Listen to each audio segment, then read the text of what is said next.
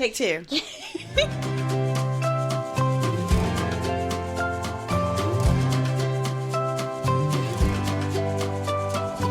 Welcome to the While You Grow podcast with Dr. Courtney Addison and me, Addison Powell, where we will dive into all things pediatrics, occupational therapy, and other important topics around children and development. So, if you are a parent, occupational therapist, student, or just want to learn more about occupational therapy and pediatrics in general, then keep listening. For more information on the podcast and to follow us on social media, take a look in the show notes. Let's get started. Right, welcome to the While You Grow podcast. I'm Addison Powell. And I'm Dr. Courtney Addison. And today we have Miss Erica. Hi, Erica. Thanks for joining us. Hi. Erica, why don't you start us by telling us a little bit about what you do and, maybe your schooling and what you do for work and your just the basic of your family, and we'll introduce you. So my name's Erica Coates, and I work now as a school counselor here in our town. I work at Clinton Middle School, and I serve grades 6th, 7th. Those are my main focus. But middle school. Yeah. Bless you. That's a rough time. I love what I do. I do love middle school. I don't know why. I think people are just made for certain ages, and I think I've always been destined to be in a middle school. Before I was a counselor, I was a school teacher. I was a teacher. I always thought I wanted to teach elementary students, and my student teaching experience was at a middle school in 7th grade. And I loved it, loved every thing about it, and kind of knew I was made for middle school. So I taught grades 4th through 8th. My favorite grades to teach were 6th and 8th, which kind of just confirmed that I loved middle school. And so about, I think I was teaching 12, 14 years in, and I decided I wanted to go back and study school counseling, and did that. Got my master's degree at Clemson University. Go Cox. I'm definitely Garnet and Black Gamecock fan, but I did get my master's from Clemson. They have a great program, and so I've been a school counselor since 2008, I think. 2009, maybe 2008. And I love it. This is year 27 for me. Wow. In education, teaching, and counseling. So it's all I've done. It's all I've ever wanted to be. I can remember as being as young as 2nd and 3rd grade, I wanted to be a teacher. And so I think it's my calling. I think it's what I was meant to do. I love what I do. I still love what I do. I love kids. I love middle school kids. I believe in public education. It's, it has its flaws, but I believe I believe in it. I believe in our kids. And I believe in our town. And so that's what I do. I'm married. I've been married for 25 years. Love my husband. We have 2 biological children, and we have 3 children that we adopted out of foster care. Wow. And I have 3 dogs and 3 cats. Yeah. So, give me a little background. Erica and I are actually pretty good friends, and some days, every day. Every day. But her house is the best house to be at. It is. It's always something going on. There's always entertainment. There's always movement. Yes. Somebody is doing something. Yes. You love if you knew them, you would love their family. So today I brought you on this podcast as a personal favor. I've seen your journey with your 3 adopted kids that have a little bit of what we call hidden disabilities, in terms super bright kids, amazing off the chart IQ scores, phenomenal, funny, enthusiastic, charismatic, just everything in a kid you can imagine these kids are. But I want you to give parents that are listening to this podcast just about your experience and just advice on different topics of working with those kids.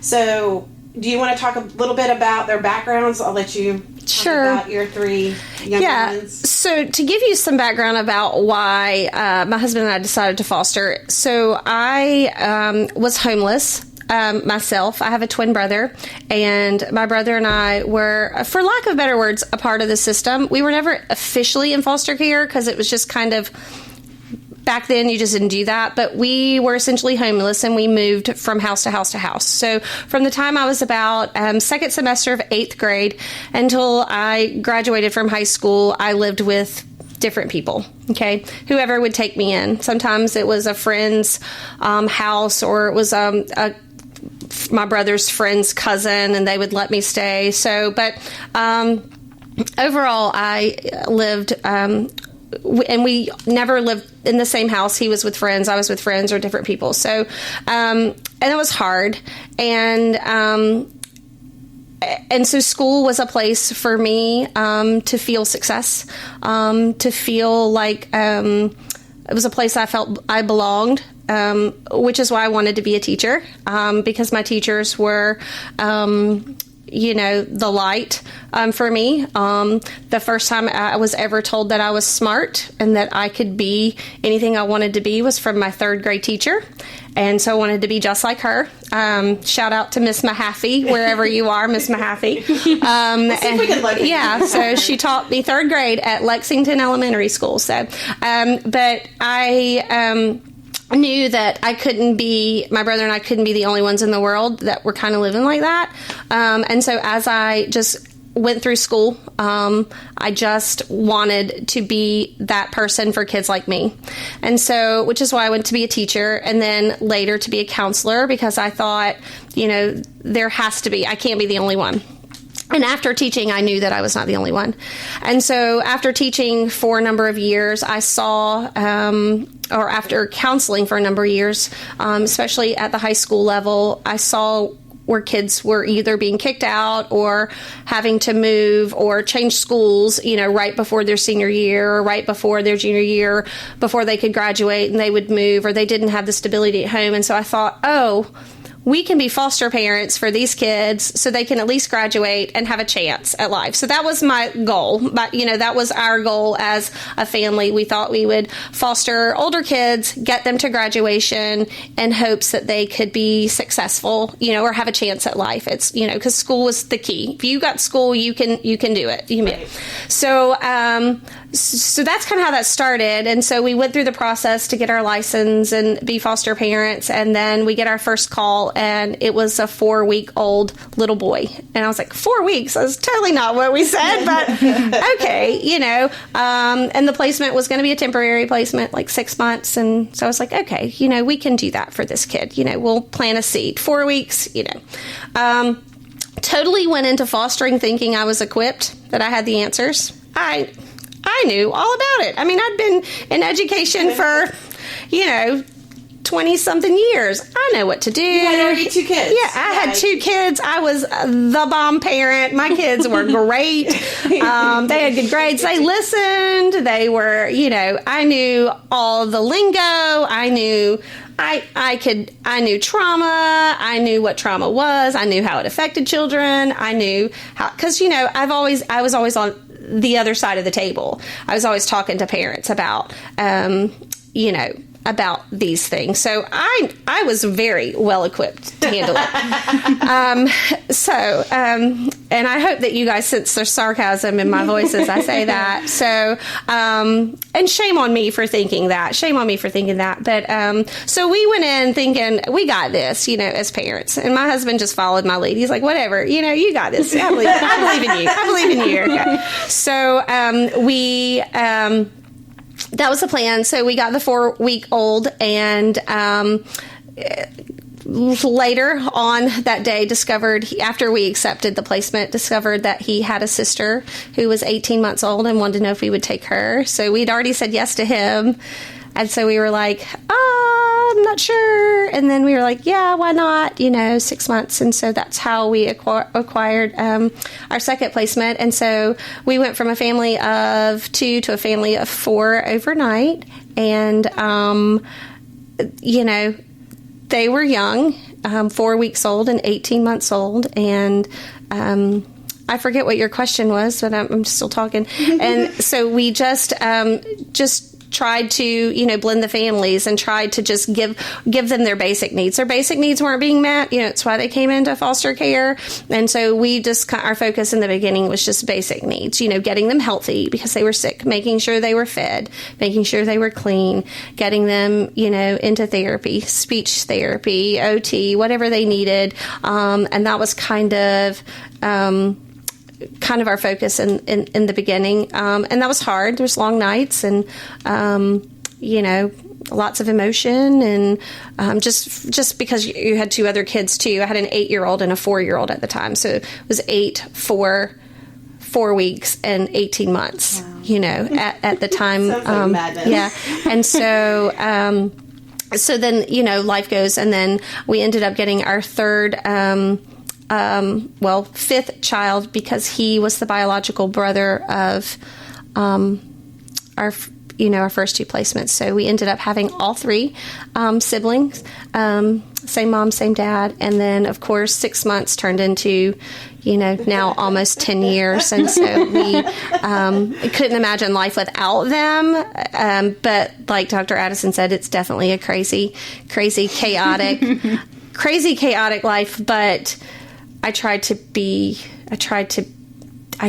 keep order and routine because I think that helps them a lot, helps a lot of the behaviors. Mm-hmm. If not theirs, it keeps me sane, So I don't know what the question was, but I was trying that's to answered it. Yeah, okay. How did you get to this point? And yeah. How did you, kind of come into, your care? Mm-hmm. But, one of the things I notice, and maybe this is something that I admire, is the intentionality that you put into holidays and birthdays. Can you talk a little bit of what motivated that and how that has been seen as a benefit in your family?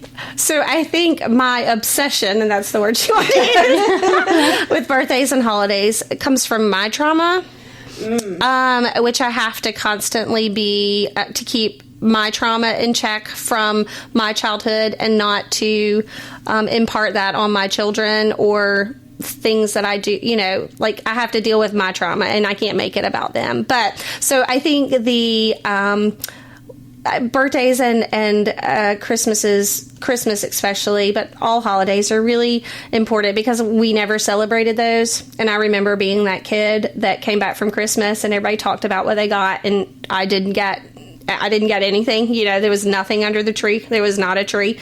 Or my birthday would pass before my brother and I were twin. I have a twin brother, so it would be 2 days later. It was oh, your birthday, So, because my parents were both addicts, and so they had their own things that they were dealing with that they didn't really. That wasn't important to them. So I am uber over top with those things with my children because I think, especially your birthday, that's your day, that's your special day. Yeah. And although I tell my children I love them every day, I want to celebrate how big that day is and how amazing that day was for me and how special you are.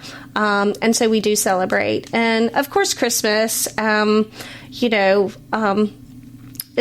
a big deal. I just think not only because of the true meaning of Christmas, I became a Christian. One of the families that I was living with in high school, I was in 10th grade, they were a Christian family. And so that was the first time I'd really heard about Jesus and ever went to church. And so became saved in high school. And so my relationship with Christ is extremely important to me. It was a late relationship, and my relationship with Christ has kind of I think with all of us, you're closer than you are at other times, but I am a believer. And I think that, God is the reason I am where I am today and, as successful as I am today. And I think, excuse me. Oh, you're fine. I think you're making us Sarah. I know. I think all of the people that God I can look back and see that He put the right people in my path at the right time to be where I am today. And there's no doubt that I was I like to say I was chosen. Now, I think we're all chosen. I don't think that I'm any special than anybody else, but I can see where God said, like, I'm not done with you, and so no matter what family I was with or where, I ended up, I see God's hand in all of it. And so Christmas is special for that because I want my kids to see that. Mm-hmm. And I want to know that they are a part of his plan for me. Yeah. Like they were, I believe that God chose all of my children for me, that they were his gift to me, no matter how hard it is on a daily basis, either with my biological children or my non-biological children, that they were chosen for me, and I am made for them and they are made for me. And I believe that with all of my heart, even when I think I can't do this anymore. So Christmas is important because we celebrate what it means, but also to celebrate, hey, I love you. And because I love you, I want to buy you gifts and I want you to have things that bring you joy because I am able and you deserve that. Yeah, so sure. I have lots of Christmas. That's what she's getting at. I have lots of Christmas trees in my house. I went Black Friday shopping with Erica one Black Friday, and let me tell you, this woman is serious about her Christmas trees. But my mom was the same way. I think at one year we had, I want to say 3 Christmas trees. Oh, no. I have 11. Wow. Yeah, now that does include the trees that they have in their room, but That's crazy. Yeah, I guess if you kind of, because both my mom got my brother and I both our own little trees. So that's crazy. Cool. Well, Erica, I've shared this with you before, but when we went to get Mason, you came into my brain of like, okay, if Erica can do this, I can do this. And even when it was the hard nights with Mason crying and when he was sick, I was like, Erica did this with 3, I can do at least 1. So, it is so true. God has put so many different people in our paths, and you being in my path has been, obviously very influential to me. So, getting back to the non-emotional things, but so with the 3 kids coming through, they have even being, when you got them at 4 weeks, 18 months, and a newborn, the trauma they experienced before was severe. How has that impacted their behaviors up until this point? If you could kind of sum it into a summation. So definitely. I mean, impacted, yes. I mean, I think one of the things that I didn't realize, or I think that most people don't realize, is that even though I got a newborn 4 weeks and then 18 months old, that the trauma inflicted, in the womb or in those first couple of years is huge. Those pathways are developed. That brain is developing, and the way they cope, the way they soothe, the way they react. I mean, those things are formed so early. And so if I had to sum up what's difficult or what is the hardest thing, is like trying to just retrain the brain that you don't have to be afraid. You don't have to try and self-soothe. Like I'm here. I mean, those are good things to know how to do, but if that's all you're doing, you don't have to, do everything on your own or figure it out. That, we're here. Of course, you read about all the effects that drug and alcohol causes in children, in utero, or even after birth, and all 3 of them were positive for a number of things. And they know this, and we talk to them about this. They know their story, and they know their struggles that they have because of what they experienced. But definitely just the ADHD, just the behaviors, the impulsivities, the, just processing, all of those things they just struggle with. And it's a direct, direct connection to, I don't think that not all ADHD children have, trauma or, or born addicted. But I think in my 3 younger, it's definitely they were affected by those things. And we see that in their behavior. Their inability to regulate their emotions or, themselves in a situation, I would see is a huge obstacle. The inability to just focus and try to pay attention, on a task, whether that be in school or out of school or whatever, is definitely one of our biggest struggles. So, yeah, I mean, it's just, the regulation thing is huge, just huge, Right.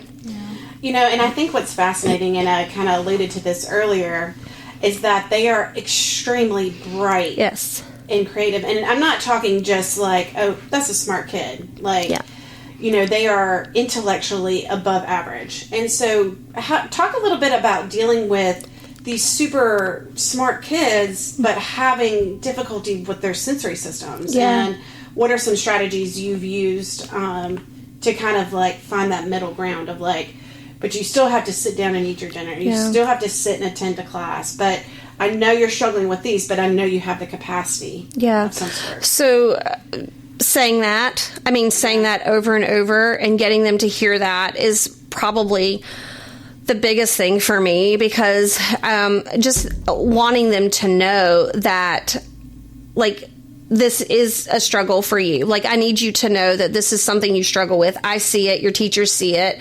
You may not see it, but I need you to see it. I need you to see it so that as you grow and mature, that you can try to, learn to cope, in healthy ways. So saying it, talking about it is one thing I do. It's not hidden. We don't talk around them about it. They all know, what their diagnoses are, what that means, what the symptoms are of that, like what does ADHD look like, or what is, what are these things look like, reactive attachment disorder, what does that look like, so that why people are reacting the way they are. I think the other thing is just that I've done is just reading, trying to just read everything I can. I like to say that it's kind of like finding a key to open the lock. And I think I've used this with you a lot, Dr. Addison, is that just finding the key. And I feel like I'm always searching for the key, the right key. And you find that key sometimes and you're like, oh, this works, either with a medication or routine or whatever. And it's like, I found it. Only for there to be a new lock, And so you're like, okay, here we go again. And so that's kind of the feeling that I feel all the time working with them. But I think you just know that that's going to happen. I think that I know that that's how it is. Like, and I think I've, after a few years, I've just come to accept that that's how it's always going to be. And that has made things a little better for me, because I've been able to kind of, okay, this isn't going to go away. This is how it's always going to be. Yeah. But also, and I think being in education, so for someone who's not in education, who might not know all the rights or the resources for children with disabilities, it may be a little harder to navigate, I guess, but because I've been in the system, I kind of know that language and I know what those resources are. So fighting for those things for them, whether that be, a 504 or an IEP or, speech therapy or, resource or whatever the resources are that would be most beneficial for my kid or for any kid with a disability, and just knowing that and talking to people and saying what is out there and not just accepting that this is how they are and there's nothing we can do about it, So that has been helpful. So, I recommend that, for parents just to, ask the schools, ask the counselor, ask, what can I do? What's out there? Don't give up. It looks different. So you might not get, and your kids, like you might not get the answer you want when they're 5, but ask again when they're 6, ask again when they're 6.5, ask again, if these behaviors aren't changing, if it's something they're not growing out of, or if it's something that you keep seeing but nobody else is seeing, keep asking, keep advocating, keep saying, I think this is going on, or I think this is a problem, or this is what I'm seeing. So, that's probably the hardest. Like, accessing resources is probably hardest because of insurance and wait times and, all that. It's the hardest. And sometimes waiting is the hardest, but just keep going and keep, talking, telling your kids, this is why we're doing this. This is why you're taking this medicine, or this is why we're trying this medicine, or this is, why we're not doing this medicine anymore and we're going to try something else, or, you're growing older and I've noticed this behavior and this is why. So just always talking about it and just advocating. Yeah. Advocating is good. Yeah, and going off of like that communication, that's so amazing, like how open you are with them, even though some of them are kind of young. Mm-hmm. And what advice would you give parents in terms of communicating with their children, whether they have maybe just as a complex situation as you have, or even more simple? I think that the advice I give is kids know. They know it's something. They may not be able to know what it is or know how to call it, but they know more than you think they know. Mm-hmm. And so, I always say just be honest, because if you don't, they're going to create they're going to create a story in their head of why they're this way or why they're that way. I mean, they're going to do that anyway. And usually that story in kids is I'm just bad. Mm-hmm. I'm just bad. Everybody's telling me no, or everybody's telling me to stop, or I'm always getting in trouble, or I'm always getting into this. And so I must just be bad. Mm-hmm. So if you don't tell them what really is going on, or what you think is going on, or something is going on and we need to figure out what it is. Like, if you're not having those conversations, they're going to create their story in their head. And so my thought as a mom and as a counselor, a school counselor, and I'm just a measly old school counselor, but as a school counselor, just to be honest with them. I mean, you want to have age appropriate conversations. You want them to understand. But with my kids, it's always been a part of their story and who they are. And we never, they all know, that, where they came from and why they came into care, why they came to live with us. And we celebrate that, and we celebrate that they're really cool kids that think differently and act differently. But sometimes, what you do might not be socially accepted. So we have to kind of just be aware of that. And so just, my advice to parents is just tell them, just be honest with them, just use age appropriate language and just say, hey, this is what it is. Because they know more than you think they know. And I would rather tell them the truth than them create something far worse in their head. That's not true. That's awesome. That's such a good point. Mm-hmm. That I think a lot of people miss, that if you don't tell them, then they will create that story. Mm-hmm. And that story could be very detrimental to their perception of self, their self-awareness, self-esteem, all those things. So, the other thing, you kind of touched on this a little earlier too, and part of our podcast is accessing, you talk about this public health and our public school in rural communities, and it's so important because school is the place where a lot of our parents, they spend more time at school than they spend with parents around here. Because parents in rural communities usually are working hard, working long hours, all those things. What advice do you give parents with some of these disabilities with interacting with the schools? And what are some, all right, these are the things you got to make sure you do, and what are the options out there for parents in these rural communities? Well, I will say I'm really biased when it comes to our school district and our schools. I believe that I work in a phenomenal school district with people who truly love children and care about the well-being of children.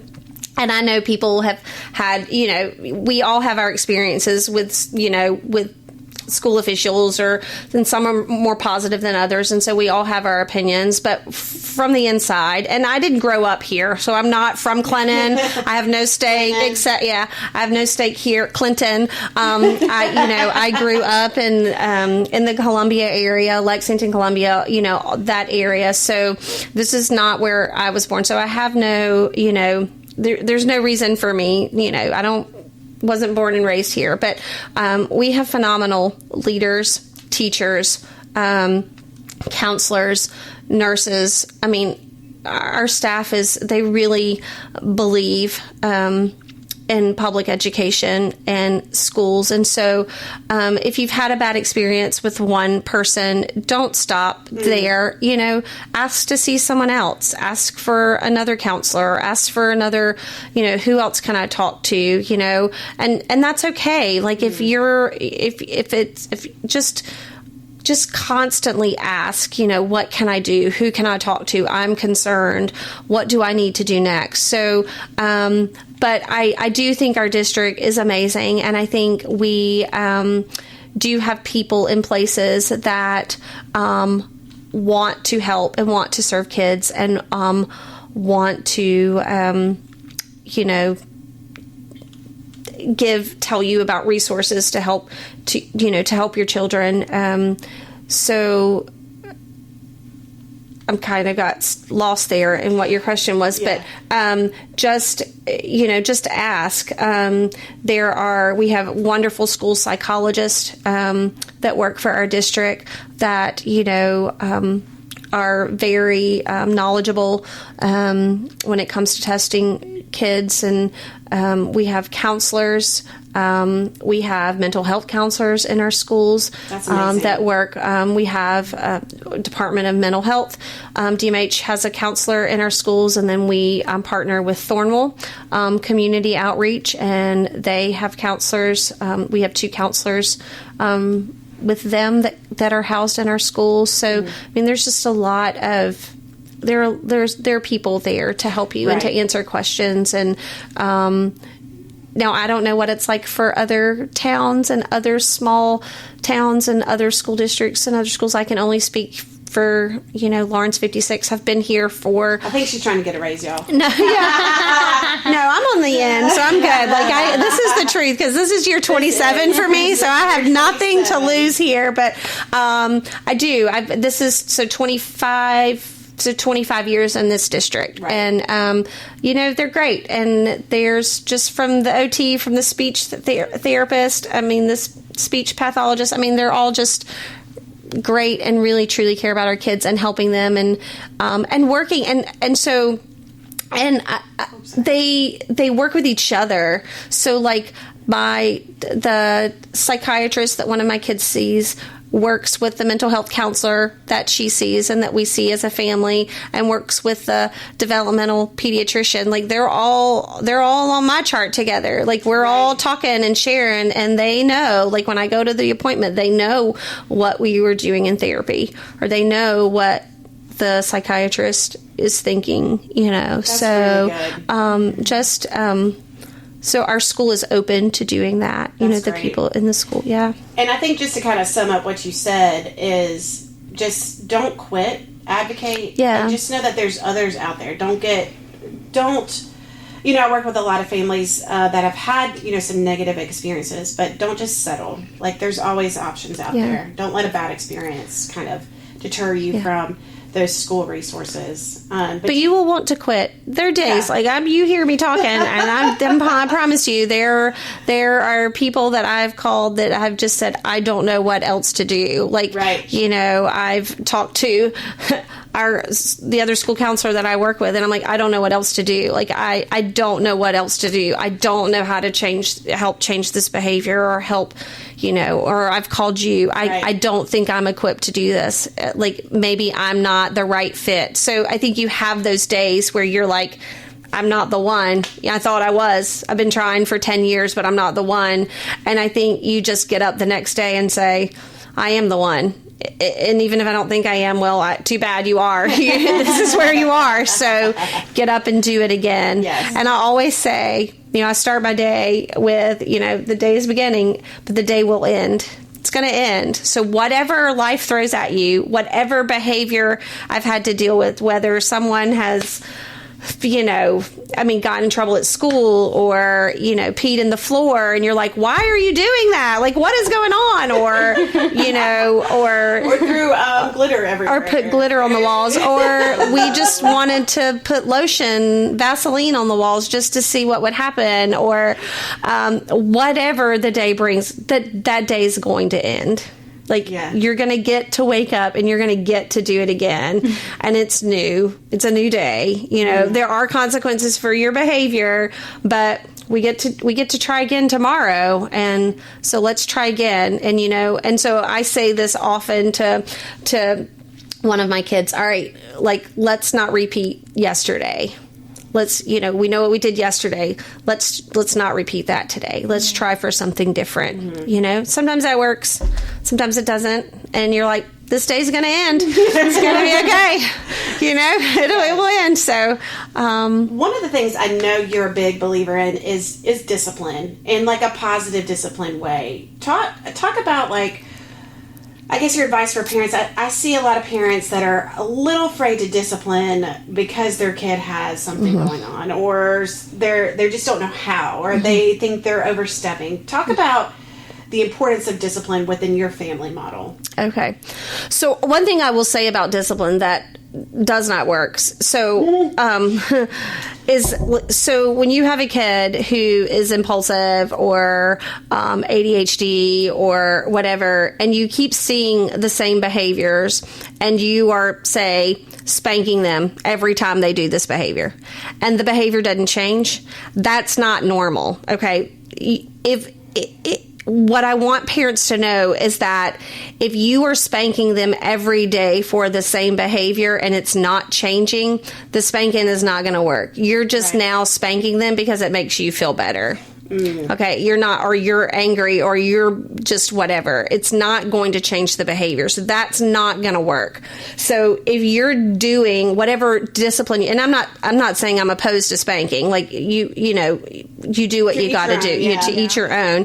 But if what you're doing, whether it's spanking or whether it's, and it's not working, you've got to find something different. And so I think, and that's hard as a parent. And that is a struggle for me. Like, I'm always trying to find what works. Like, taking this away or doing this or, and sometimes that's different, or it's different for a different, behavior. So that's the first thing I want parents to know. It's like, you're not going to beat it out of them. It's not going to happen. Okay. Right. And so, you got to try and figure out what works. I am definitely, I often say to people, I'm not a great parent. I don't claim to have all the answers, but there's one thing I'm good at. There's really one thing I'm good at. And I will say this, and I'm going to give myself credit, is I'm consistent. Yes. And I think with any discipline, you have to be consistent.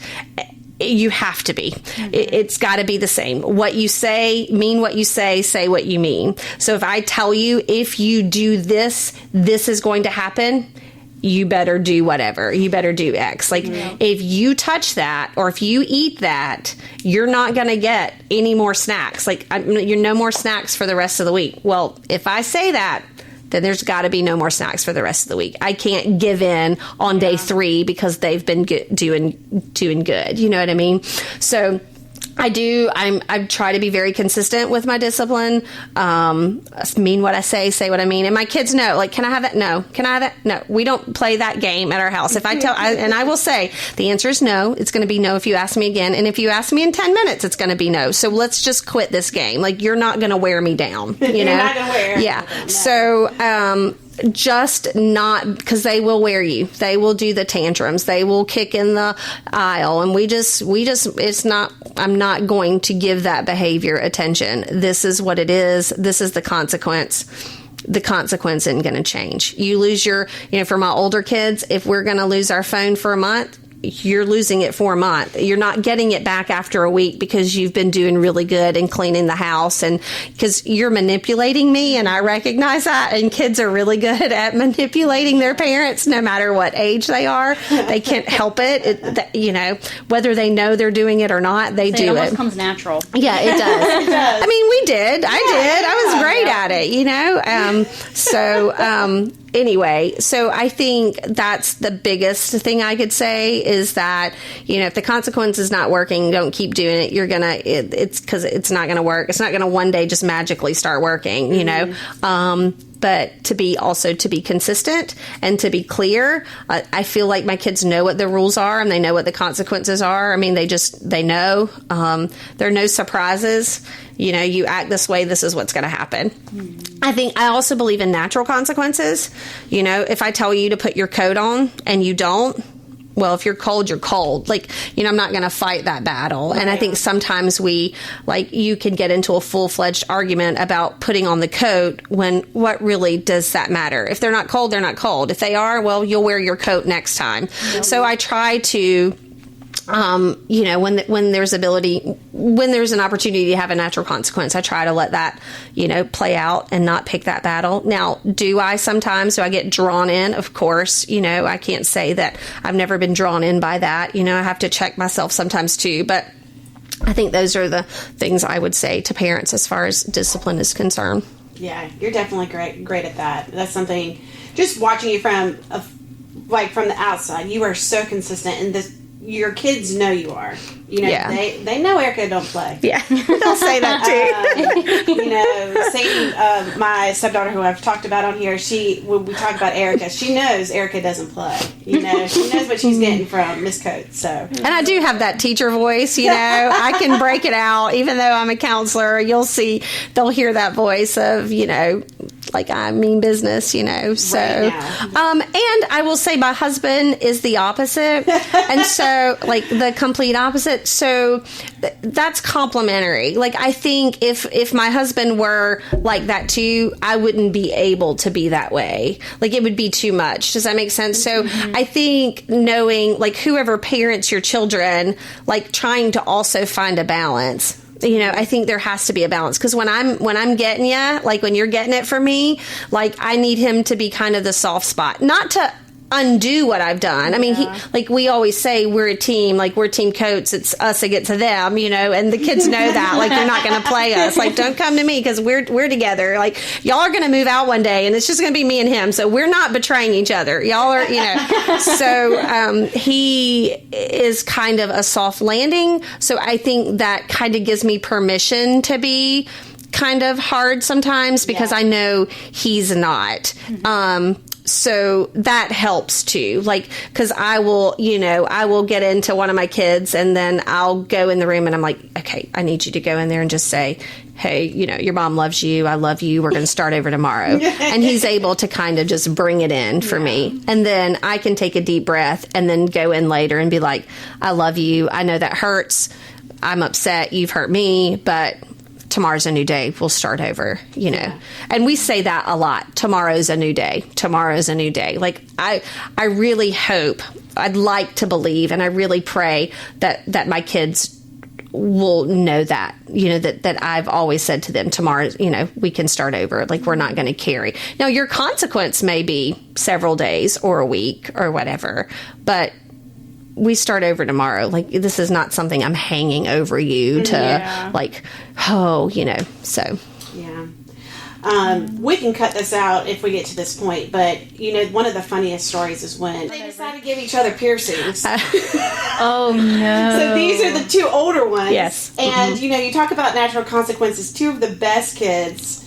But it's just, you look back at some of those stories and you're like, it's just funny. Yeah. Some of the stuff. Yeah, they thought it was. They both wanted nose piercings, and I was like, "No, you're not going to pierce your nose. You're too young. We're not going to do that." I'm just thinking the scene from Parent Trap it was just like that. So one of them decides to order it off Amazon, which I didn't even know. Like, I don't know if I even paid for that. Who knows? So this supposedly this piercing gun comes in, and they're in the bathroom. So I don't even know about it. And so when I think back, I'm like, did they think I was not going to see the hole in there? Like, at some point, like, where did y'all go? Like, what were y'all thinking? But anyway, ask for forgiveness, not permission. So my oldest drops off and so apparently the younger one, she decides I'm not doing it. She did it she's like, if you do it, I'll do it. Well, then the older one did it, and she was like, I'm not doing it. So she punked out like right at the end. So here we have the older one who has this thing, and she's driving, and so she brings she drops the one off at the ball field or where the one, and she gets out of the car like backwards. And so she gets out of the car and she's standing backwards, and I'm like, I mean, you already know something, like, how dumb. And I was like, hey, she's like, hey, I gotta go. And I was like, turn around, like, what's going on? And she's got like blood running down her face and like this crooked nose ring. And I was like, I look at her and I just was like, what are you doing? Like, what are you thinking? So anyway, we laugh about it now, but she was in trouble, and she had some consequences, and but it's, when you think about, and she'll say now, because she's a sophomore in college, getting ready to be a junior, and she's like, what was I thinking? And I think that's what we need to know about kids. Like, even, and they're really smart. Like, she's really bright. She's extremely bright. And she's like, what? Why did I think I could get away with that? So I think as parents, we need to kind of just recognize that they just do stupid stuff because they're all impulsive, I guess, at some point. I mean, I was like that as a teenager. Yeah. Like, that's definitely a weird phase. Yeah. Well, the other thing I want to touch on is your support system. You have some amazing friends. I do. And just how much do you lean into that support system? How did that support system develop? And just how do you utilize it to deal with some of those mental health aspects of, obviously we have funny stories of, just different things, and just having someone to just say, you will not believe what this person did today, what my kid did today. And we have a certain name in our group chat that is reflective of our kids. And I will not share it on here so that I can keep my job. But kids just will do crazy things. And so talk about your support system and some of those people that you can kind of lean to. So I think my support system looks a little different because I don't have the family support that maybe some people would have. I don't have the mom, I don't have the dad, I don't have the grandparents. My husband, his dad is still alive, but he's 84, 85. So we've never had the family support. Like, it's kind of been me and him since the beginning. And that's not proper grammar, I know, but so it's just been the two of us, and it's either us or that's it, but we have a great church family who has supported us since we, joined the church.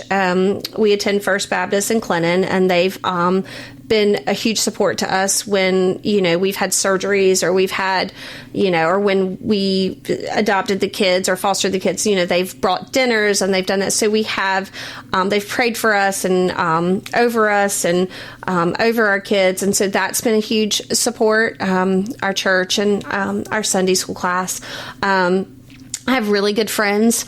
I think one thing I'm good at as a friend is that, or as a person, is that I don't judge. Like, I'm totally am not judgmental. And I don't know if that's because of my life experiences or things that I've done or said or been. I just don't I don't judge you. You come as you are, and I accept you as who you are. And I hope that people know that about me. Like, it's one thing, like, that, when I leave the world, I want people to say, like, I always felt like I could tell her anything and she's not going to judge me. Like, I really hope that. I hope I give that vibe. I feel like I do. And I think because I do, my friends are the same with me.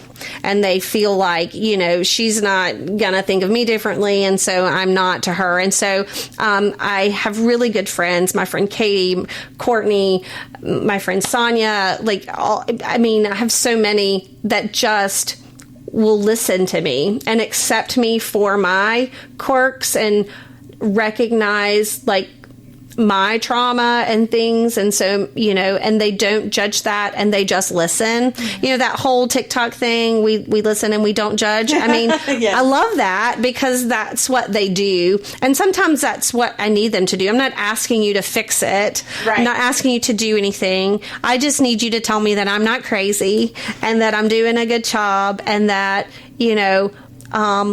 what you did was right, or maybe you shouldn't have said that, Erica. And I feel my friends can tell me those things, and they know that I'm going to hear that, and that I'm okay with being wrong or doing something that didn't use the best judgment. And they can check me on that, and I can accept that. And so I do lean on my friends a lot to say, this is what happened. And I think my friends don't look at my kids differently.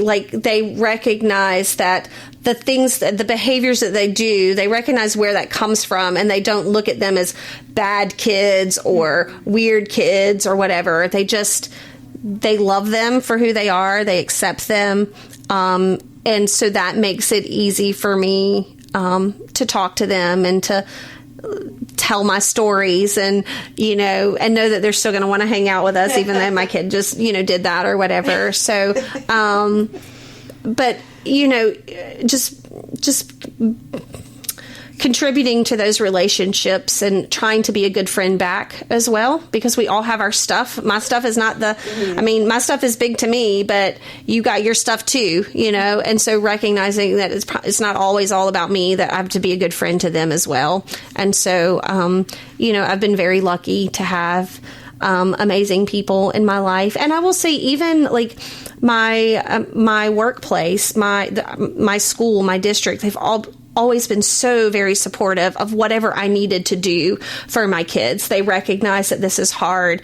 And so on Adoption Day, because we celebrate Gotcha Day, their Adoption Day, that's a huge day for us. We celebrate that because that's the day I got to be officially your mom, and and what a great day that is. And so, but I couldn't have gotten there without my boss letting me leave 30 minutes early to go do a visit, or to go to DSS, or to go to this doctor's appointment. I mean, with all the doctor's appointments and therapy, sometimes I have to be out of work, or I have to leave early. And so all of my principals, all of my superintendents, all of the people that I work with have been so gracious to say, absolutely, we support this. We support this journey with you. And we're, and my kids, we're at a district, so my kids technically can't, shouldn't go to this district, but the district lets them, even with all of their stuff, even with all of the therapy that they need or the resources that they need, they accept them because of me, and because, and I think that's incredible. I think that's incredible that they value me, that they value my children, and they see my children as being citizens one day, maybe living in this town and needing to be productive. And so they invest in them, in this amazing way. So huge support group from where I work to my friends to my church to everything. And the same with my husband too. He has a great group of people that support him, and that don't judge. They listen and watch and don't judge. They might laugh, or they might oh my gosh, but don't judge. They just see that it is what it is. I really, obviously value the relationships, and just I feel like, one of the themes of our show is meeting everyone where they're at, not judging, but just accepting where they are on that day with what they've got going on. And, your talking to us has brought so much of this to light, so much of that real authentic experience of being a parent, but also being a parent that has to work, that lives in a rural community, that is trying to be a good person, trying to be a great church member, doing all these things, and just those everyday true battles, not the things you see on social medias of the the better, or the not better, but the easier way. So we appreciate you coming on. Yeah, thank you for having me. You know, I just, the struggle is real. I want parents to, any parent, even if your children aren't, you know, diagnosed with some disability. I mean, parenting is hard. You know, we say parenting is not for punks. It's not for the lighthearted. I mean, you're raising kids to be productive citizens. I mean, that's huge responsibility. And it's so fast, you know. I mean, it's like you're teaching them to, you know, eat and use the potty, and it's just, then it's like, whoa, you know, you're trying to teach them to be social. You're trying to teach them to have, you know, what they need academically to move on. You're trying to teach them, you know, it's just so hard. Parenting is hard. And if you're doing it every day, then it's even harder, you know.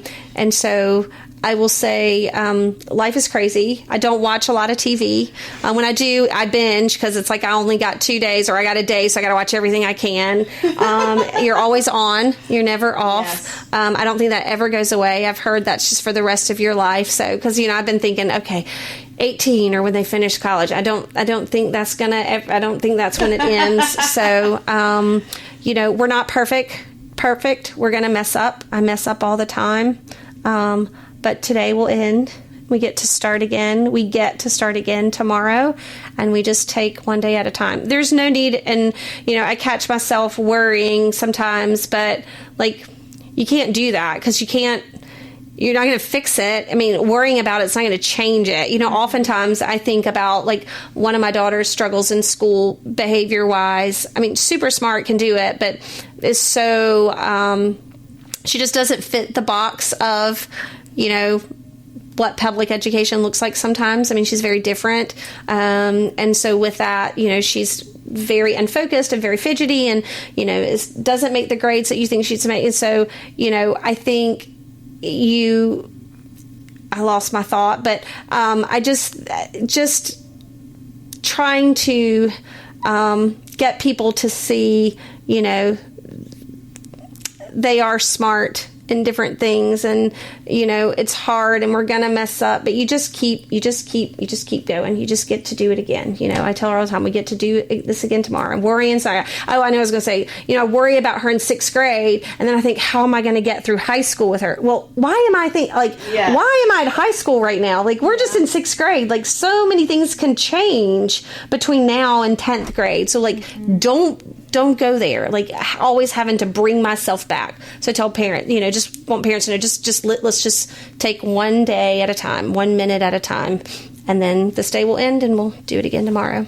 So, yeah, but you'll mess up. You'll mess up, and you'll need a friend. Yes. Well, thank you again for coming on. It's been lovely. This is one of my favorites, I think. I think this is one of my favorites. Yay! I'll come on again. I think it's my favorite because it's, you know, it is that real experience, and just, I think every parent out there can see a little bit of themselves in you and what you say, and hopefully, you know, it gives perspective to some of the students out there that are having to work with parents like you, or even for OTs that are out there that are interacting. Just a reminder that this whole other side is happening as a parent, and they're a big part of how this child will present. Yeah, it's very interesting for me to be on the other side of the table. I will say that too. Like, as an educator, I'm always on this side of the table, and then as a parent, like, I have been like, I don't know, I've had to just kind of do some self-reflecting, you know, sometimes on how